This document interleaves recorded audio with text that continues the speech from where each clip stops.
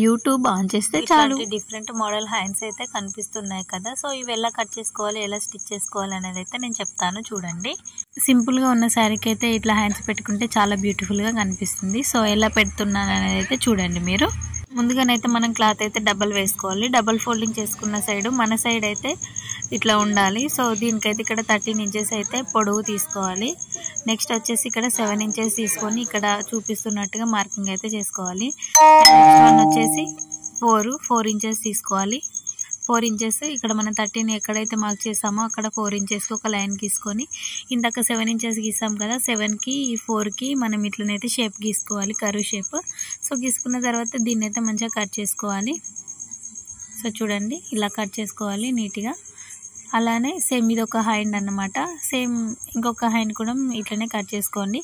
ఇది ఎలా కుట్టాలి ఏంటి అనేది అయితే నెక్స్ట్ వీడియోలో చెప్తాను. Subscribe my channel.